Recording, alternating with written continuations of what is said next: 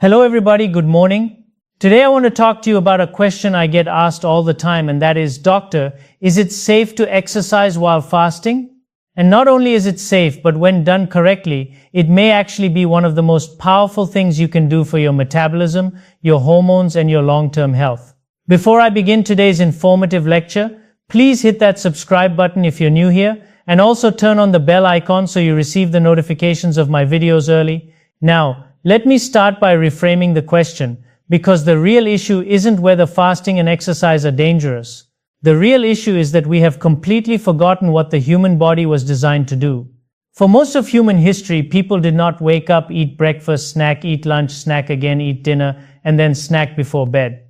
That is a very modern experiment, and unfortunately it has failed spectacularly. Our ancestors woke up, fasted, moved their bodies, hunted, gathered, walked, lifted, climbed, and only then did they eat. So when people ask me, is exercising while fasting unnatural? My answer is quite the opposite. Exercising in the fasted state is the default human condition. Now, let's talk about what's happening hormonally, because this is where most people get confused. When you eat, insulin rises. Insulin is a storage hormone. It tells your body to store glucose, store fat, and stop burning fat. When insulin is high, fat burning is essentially turned off. When you fast, insulin levels fall, and when insulin falls, another hormone rises, glucagon. Glucagon tells your body to release stored energy. It tells your liver to release glucose, and your fat cells to release fatty acids. Now here's the key point. Exercise amplifies this effect. When you exercise in a fasted state, insulin is already low, so your body has no choice but to tap into stored energy. That means you burn more fat, especially visceral fat. It also means your muscles become more insulin sensitive, which is exactly what we want to reverse metabolic syndrome and prevent chronic disease. But fat burning is only part of the story. When you exercise while fasting, you activate AMP-activated protein kinase, or AMPK. Think of AMPK as the master metabolic switch that tells your cells we are low on energy, repair, adapt, and become more efficient. AMPK stimulates mitochondrial growth, improves glucose uptake into muscles without insulin, and activates autophagy. Autophagy is your body's cellular cleanup process. It removes damaged proteins and dysfunctional cells. This is one of the reasons fasting and exercise together are so powerful. They activate overlapping repair pathways that protect against aging, neurodegeneration, and cancer. Now, I want to be very clear here. This does not mean you should go out and do extreme workouts while fasting if you are new to this. Biology rewards adaptation, not punishment. The goal is to work with your physiology, not against it. In today's informative lecture, I want to explain what actually happens inside your muscles, your liver, and your brain when you combine fasting with exercise, and why this combination is so metabolically therapeutic. So please sit back and watch this video till the very end today. It will take just some minutes of your day today, but you will surely take something valuable and informative that no one shares on YouTube. Now, when you exercise, your muscles need energy. They can get that energy from glucose, fatty acids, or ketones. Which one they use depends almost entirely on the hormonal environment. If insulin is high, muscles are pushed to use glucose. If insulin is low, as it is during fasting, muscles are forced to become metabolically flexible. That means they learn to switch between fuel sources efficiently. Metabolic flexibility is a hallmark of health. Metabolic inflexibility is what we see in diabetes, obesity, and metabolic syndrome. During fasted exercise, muscle cells increase the number and efficiency of mitochondria. Mitochondria are the power plants of your cells. When mitochondria are healthy, energy production is efficient and clean. When mitochondria are damaged, you get fatigue, insulin resistance, inflammation, and oxidative stress. Exercise while fasting stimulates mitochondrial biogenesis, the creation of new mitochondria. And the more mitochondria you have, the better you burn fat, the better your endurance, and the lower your risk of chronic disease. Now let's talk about the liver, because the liver plays a central role in this process. During fasting, the liver switches from storing energy to releasing it. Glycogen stores are gradually depleted, and the liver begins producing ketones from fatty acids. Ketones are not just an alternative fuel, they are signaling molecules. Ketones reduce inflammation, improve brain function, and protect neurons from oxidative damage. This is one of the reasons people report improved mental clarity when they exercise while fasting. And no, this does not mean your brain is starving. The brain loves ketones. In fact, ketones are a more efficient and cleaner fuel than glucose. Now here's something important that people often misunderstand. Exercising while fasting does not cause muscle loss when done appropriately. Muscle loss occurs in the presence of chronic inflammation, insulin resistance, and inadequate protein intake over time, not because you skip breakfast before a workout. In fact, fasted exercise increases growth hormone, which is muscle sparing. Growth hormone rises during fasting and rises further during exercise. Growth hormone helps preserve lean muscle mass while mobilizing fat. This is why I often see patients who combine fasting with resistance training improve their body composition dramatically. They lose fat while maintaining or even gaining muscle. Now let's briefly talk about inflammation. Exercise is anti-inflammatory. Fasting is anti-inflammatory. Together, they reduce circulating inflammatory markers, improve immune regulation, and decrease oxidative stress. This combination also improves gut health. Exercise increases microbial diversity in the gut, and fasting gives the gut a break from constant digestion, allowing the intestinal lining to heal. So what you're really doing when you exercise while fasting is not stressing your body, you are training it to become more resilient. Now this is where I need everyone to slow down and listen carefully, because context matters. Fasting combined with exercise is powerful, but power always requires wisdom. Not everybody should jump in the same way, and not everybody should start at the same intensity. Let me start with who does very well with fasted exercise. If you are insulin resistant, pre-diabetic, diabetic, overweight, or have visceral fat, fasted exercise can be life-changing. These are the people whose insulin levels are chronically high. For them, exercising in the fed state often just burns glucose, never touching fat. But when insulin is low, fat becomes accessible. Now the body finally uses what it's been storing. I see this all the time in my clinic. Patients who struggled for years suddenly start losing fat. Their blood sugars improve, their triglycerides drop, and their energy goes up, not because they exercised harder, but because they exercised smarter. Now who needs to be cautious? If you are severely underweight, malnourished, pregnant, dealing with eating disorders, or have uncontrolled adrenal issues, this is not the place to start. Fasting is not starvation, but it still requires metabolic reserves. The goal is healing, not stress overload. Now let's talk about how to exercise while fasting. I'm not telling you to go run a marathon on day one without food. That's not intelligent. The type of exercise matters. The best forms of fasted exercise are walking, light jogging, cycling, and resistance training. Long endurance exercise while fasting requires adaptation. You will earn that over time. When you first start, you may feel weak, lightheaded, or sluggish. That does not mean something is wrong. It means your body is transitioning from glucose dependency to fat and ketone utilization. This transition phase can take days to weeks. Electrolytes are critical here. When insulin drops, sodium is excreted by the kidneys. Low sodium causes headaches, fatigue, dizziness, and cramps. This is not hypoglycemia. It's electrolyte imbalance. Salt is not your enemy in this context. I often tell patients to add salt to water or use electrolytes without sugar. Once sodium is corrected, most symptoms disappear. Hydration matters. During fasting, you lose water stored with glycogen. Drink water, don't fear it. If you're still here with me, comment below the word yes, and I'll know how many of you stayed connected with me till here. Also, if you're enjoying the value so far, please leave me a like on this video and hit that subscribe button if you still haven't. Now let's address the fear of low blood sugar. In a metabolically healthy person, true hypoglycemia during fasting exercise is extremely rare. What people interpret as low sugar is often withdrawal from sugar dependency.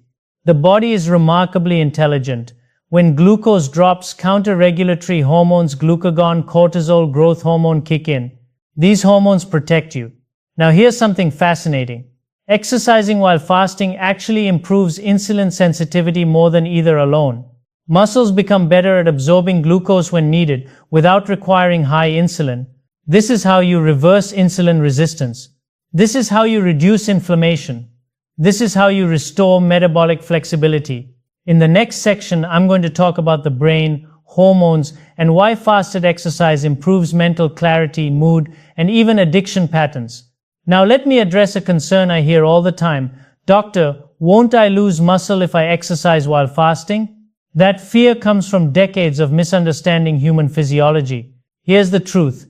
Your body is not fragile. It is incredibly intelligent. When you exercise in a fasted state, your body does not immediately break down muscle. In fact, it does the opposite. It becomes more efficient at protecting lean tissue. Why? Because muscle is metabolically expensive. Your body doesn't waste it unless it absolutely has to. During fasting, growth hormone rises significantly. And growth hormone's primary job is not to build muscle. It is to preserve it while mobilizing fat for fuel. This is nature's design. Our ancestors did not eat 6 times a day and then sit at desks. They fasted, they moved, and they survived because their bodies adapted.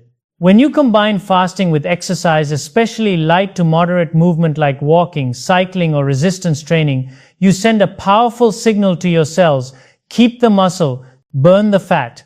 This is why fasted exercise improves body composition, not just weight. The scale may not change dramatically at first, but something far more important does: your metabolic health. Let's talk about mitochondria for a moment. These are the energy factories inside your cells. When you exercise while fasting, you stimulate mitochondrial biogenesis, meaning you create more and better mitochondria. That translates to better endurance, better energy, and better aging. People often tell me, I feel more focused when I work out fasted. That's not in your head. Fasting increases norepinephrine and brain-derived neurotrophic factor, chemicals that sharpen alertness and protect the brain. Exercise amplifies this effect. So what you get is not weakness but clarity. Now, does this mean you should do extreme workouts while fasting? No, this is where wisdom matters. You don't need to punish your body to heal it.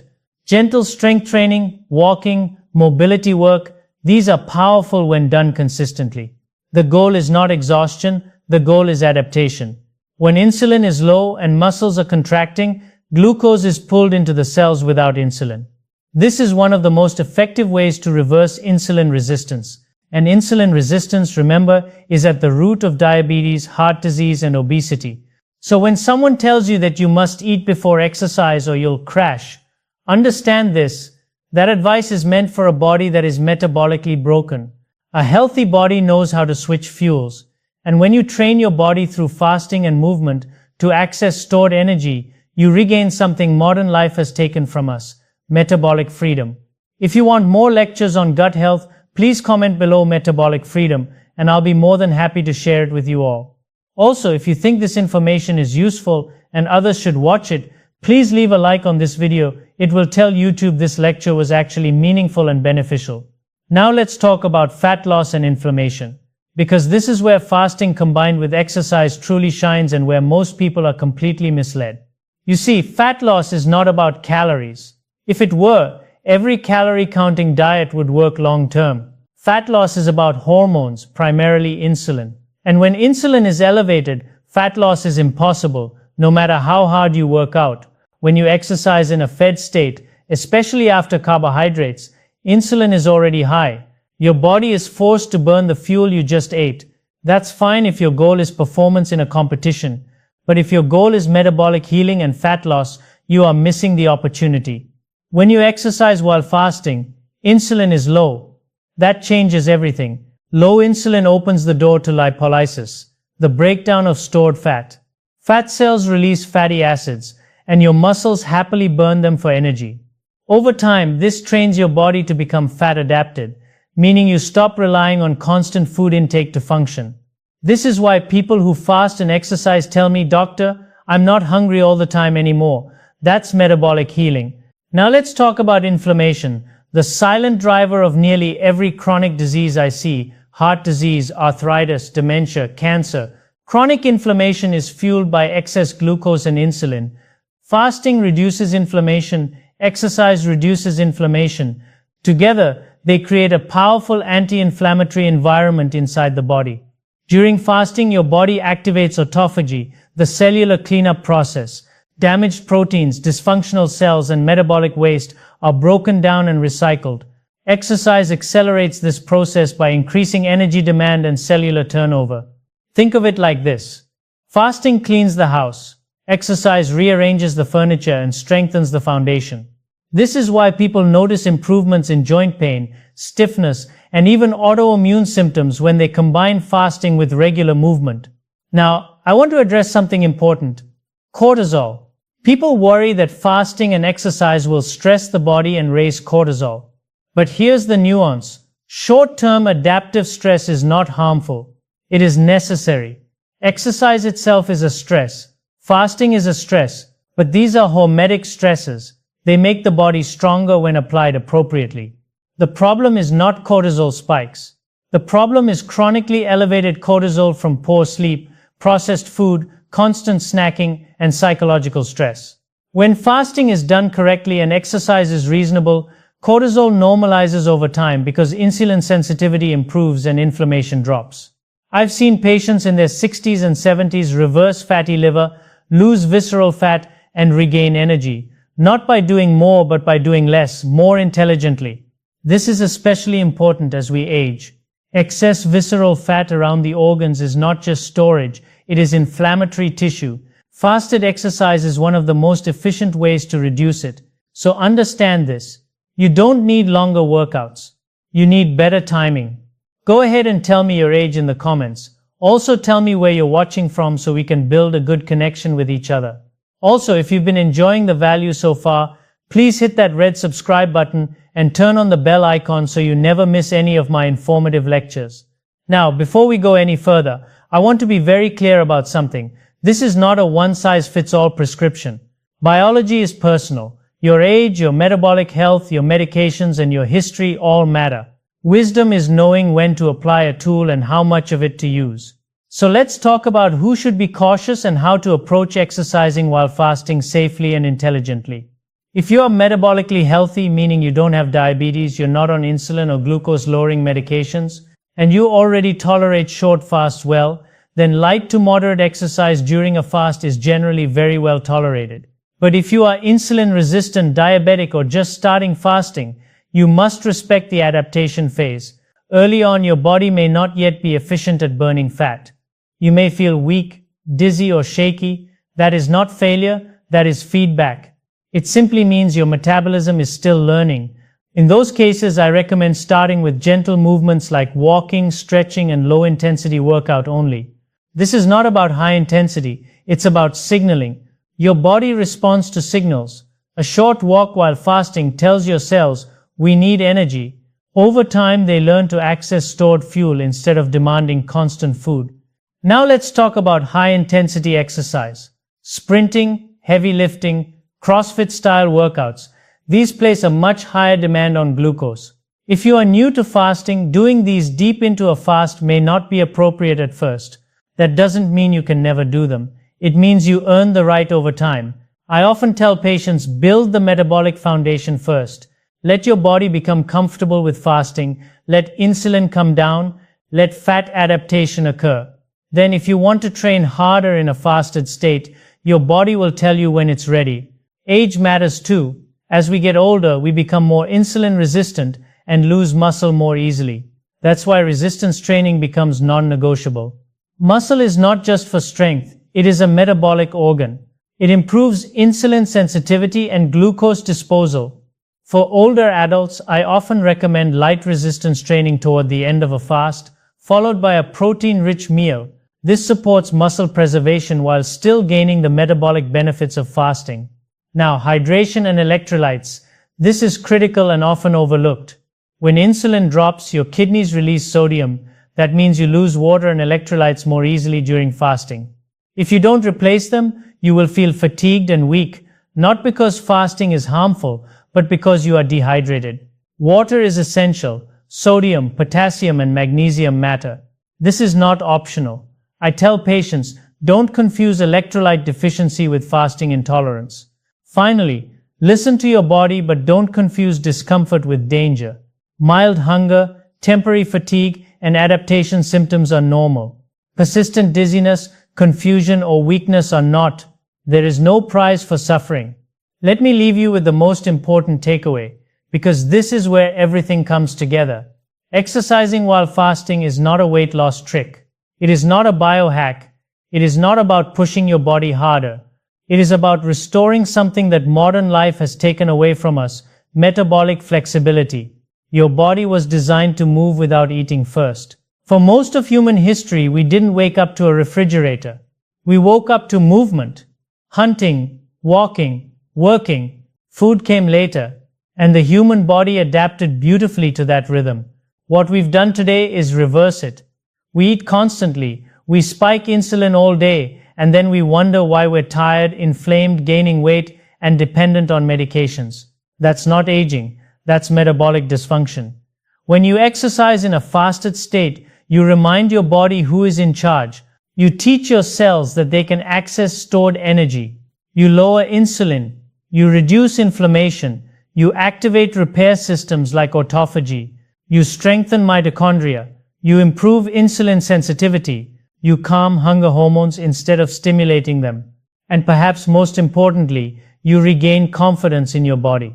I've watched patients transform not just physically, but psychologically. They stop fearing hunger.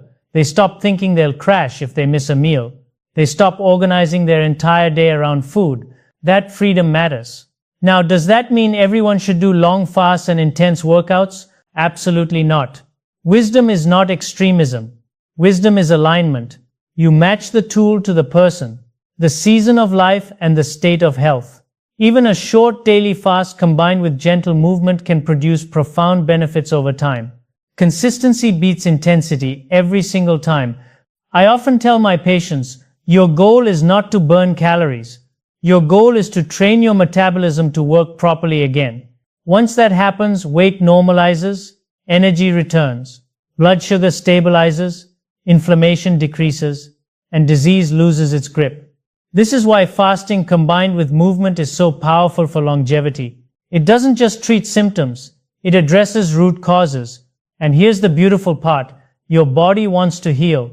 It doesn't resist healing, we simply need to stop interfering with it. You don't need more supplements, you don't need expensive programs, you need understanding, patience, and respect for human physiology. So if you take nothing else from this, remember this: when you move your body in a fasted state, you are not depriving yourself, you are activating ancient survival pathways that modern medicine is only beginning to appreciate.